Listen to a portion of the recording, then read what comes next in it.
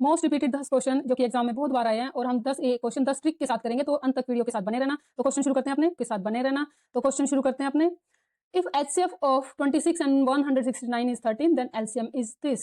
तो LCM क्या होगा यहाँ पे, मेरे को क्या करना है, मेरे को सबसे पहले अपना फॉर्मूला देखना है। फॉर्मूले में क्या करते हैं हम, 26 इंटू 169 यानी कि first number into second number किसके इक्वल होता है, HCF इंटू LCM। तो HCF दे रखा है लेकिन उसने मेरे को LCM नहीं दिया, तो ऐसे में क्या करेंगे हम, 13 मेरे को पता है ये 13 का स्क्वायर होता है, ठीक है ना। तो यहाँ क्या लिखूंगी मैं, इसको कैंसिल आउट करके 13, तो यहाँ इन दोनों की हम मल्टीप्लाई कर देंगे, ठीक है। तो मेरे को देखने से ही पता चल रहा है कि काफी बड़ा नंबर आएगा, इसका मतलब डी ऑप्शन पे जाएंगे। तो वहाँ एग्जाम में हम अपना क्वेश्चन कोई भी टाइम नहीं वेस्ट करेंगे, ठीक है।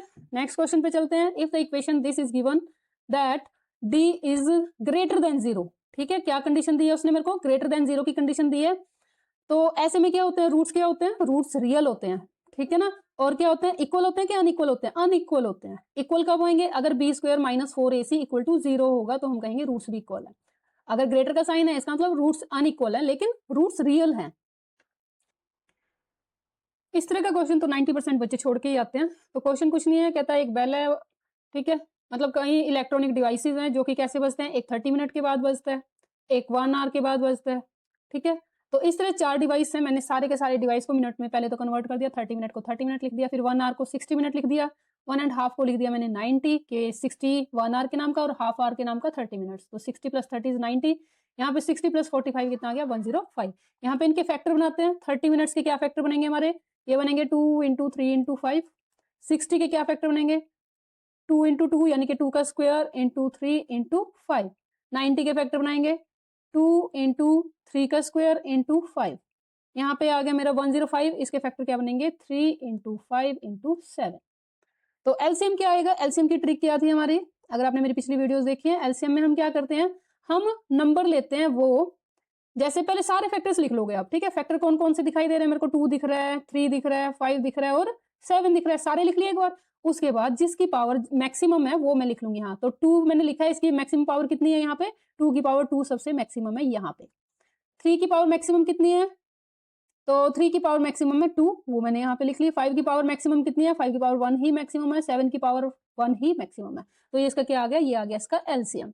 यहाँ पे इन सबको मैं मल्टीप्लाई कर देती हूँ तो कितना आ जाएगा, ये आ जाएगा 1260। अब इस 1260 को मैं क्या करूंगी, मैं कर दूंगी इसको मिनट्स में कन्वर्ट, तो ये कितना आ जाएगा 1260 अपॉन कर दूंगी मैं 60, 0 है 0 गई, ये आ गया मेरा कितना 6 2 12 6 1 6, यानी कि आफ्टर 21 आवर्स वो बेल फिर से वापस बजेंगी। 21 आवर्स का मतलब क्या हुआ, ये 12 प्लस 9, ठीक है, यानी कि 12 बजे दोपहर के हैं तो रात के 12 बजे, और अगले दिन ठीक है 9 बजे, यानी कि 9 AM इसका आंसर आएगा। अगले दिन 9 बजे फिर से बेल इकट्ठी बजेंगी, ठीक है। होपफुली आपको कंसेप्ट क्लियर हुआ होगा। अब नेक्स्ट क्वेश्चन पे चलते हैं। If the equation is this has the roots then k, ये तो मोस्ट रिपीटेड क्वेश्चन आपको पता ही है। यहाँ पे हमें क्या करना है, के की वैल्यू निकालनी है, ठीक है। तो के की वैल्यू क्या आएगी, यहाँ पे मेरे को पता है फॉर्मूला, यहाँ पे लगाएंगे अपना क्वाड्रेटिक इक्वेशन वाला। क्या है formula, B square minus 4ac। मेरे को पता है ये मेरा फर्स्ट टर्म ए होती है, सेकेंड टर्म बी होती है और थर्ड टर्म मेरी सी, यानी कि ये ए है, ये बी है और ये सी है। बी स्क्वायर यानी कि -3k, उसके साथ के लगा है और साइन भी लेना, और जो एक्स के अलावा जो भी कुछ है वो मेरा बी होएगा, ठीक है। इसका स्क्वायर -4ac, ए मेरा क्या है 4, ठीक है, और सी मेरा क्या है 1। यहाँ पे मैंने इसको सॉल्व किया, ये आ गया 9k स्क्वायर और ये आ गया 16, ठीक है। इक्वल रूट्स के लिए यानी कि ये इक्वल टू 0 होना चाहिए, ठीक है।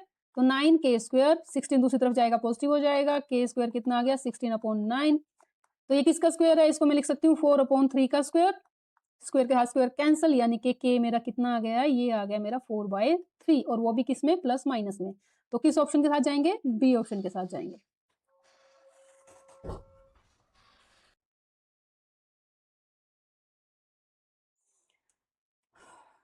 क्वेश्चन नंबर 5 पे चलते हैं। तो यहाँ पे उसने मेरे से क्या पूछा है, distance of the point 65 from Y axis. तो जब भी वो मेरे से, यहाँ पे ही ट्रिक है, जब भी वो मेरे से वाई एक्सिस के लिए पूछेगा तो मैं एक्स की वैल्यू बता दूंगी, उसको डिस्टेंस पूछा है ना उसने मेरे से, ठीक है।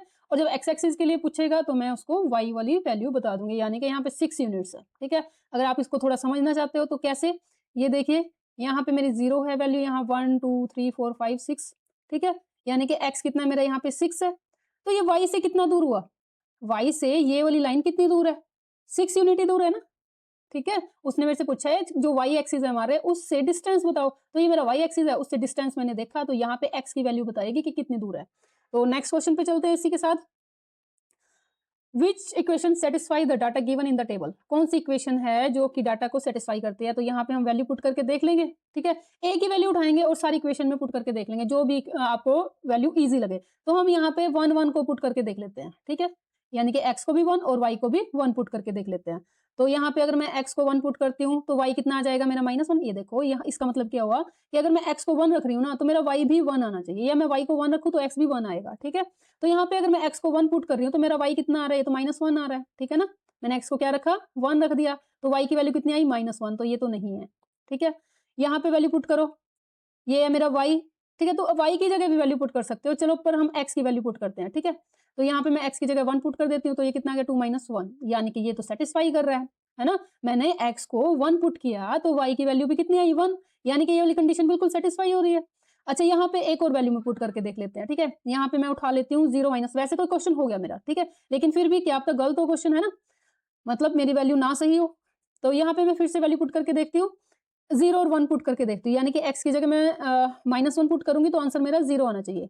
यहाँ पे मैंने पुट करके देख लिया, x की जगह क्या पुट करेंगे, 0, तो यस y मेरा कितना रहा, -1, यानी कि हमारा जो बी ऑप्शन है वो बिल्कुल सही जा रहा है। इसी तरह आपने सिर्फ एक वैल्यू उठानी है और x और y की जगह वैल्यू पुट करके देख लेनी है कि सेटिस्फाई कौन सा करती है, हर एक वैल्यू को नहीं उठा के देखना है। यहाँ पे देखो कहता है triangle ABCDEF and their parameters. अच्छा, यहाँ पे क्या कंडीशन लगेगी, जो पैरामीटर्स का जो रेशियो होता है वही साइड्स का रेशियो होता है, ठीक है। तो यहाँ पैरामीटर्स का रेशियो देख लेंगे हम, क्या आ रहा है 32, ठीक है, ABC 32/24। यहाँ पे उसने AB साइड दिया यानी कि 10, दूसरी साइड नहीं दिया, उसकी जगह मैंने x रख लिया। यहाँ पे थोड़ा सा सॉल्व कर लेते हैं, x को इधर भेज देते हैं ताकि ऊपर आ जाए, अभी नीचे है ना। और इस तरफ की जो दोनों टर्म्स है इसको दूसरी तरफ ले जाती हूँ, और दूसरी तरफ जाके कोई भी टर्म क्या हो जाती है, रेसिप्रोकल, यानी कि उल्टा हो जाता है उसका। यहाँ 8 की टेबल पे काट लो, 8 3 जा 8 4 जा, ठीक है, 2 2 जा 2 5 जा, तो ये कितना आ गया मेरा 15/2। अगर मैं इसको कैंसिल आउट करूंगी तो कितना आ जाएगा 7.5, यानी कि ऑप्शन बी पे जाएंगे। इसी के साथ नेक्स्ट क्वेश्चन पे चलते हैं।